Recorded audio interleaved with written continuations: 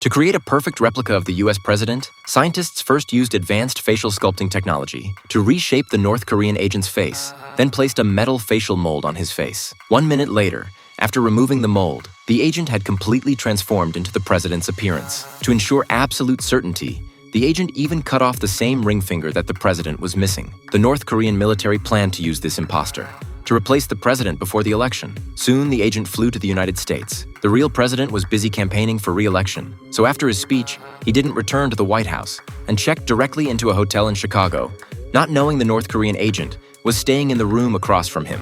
After transforming into the president's appearance again, the agent charged into the president's room with a gun. Seeing someone who looked exactly like himself, the president was terrified. Before he could call for his bodyguards, the agent knocked him unconscious with the gun. The agent then drew some blood from the president and used genetic recombination technology to replicate it into his own body. He even used a special mold to copy the president's fingerprints onto his own hands. Finally, he took out the facial mold and placed it on the president's face, transforming him into the agent's original appearance. After everything was ready, he deliberately opened the door, then fired several shots and killed the president. When the bodyguards arrived, he claimed this person had come to assassinate him.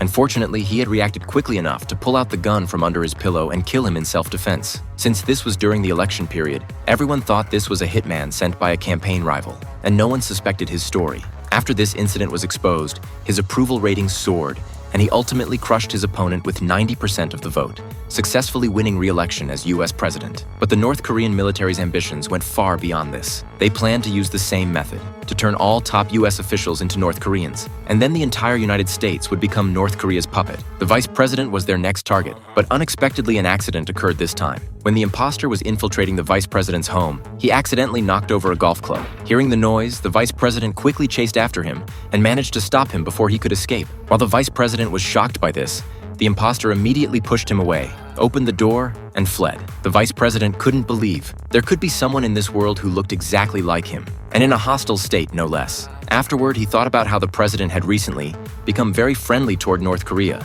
even inviting North Korean officials to visit the White House. Combined with today's appearance of this imposter, he couldn't help but suspect the president's authenticity, but he had no evidence to verify his suspicion.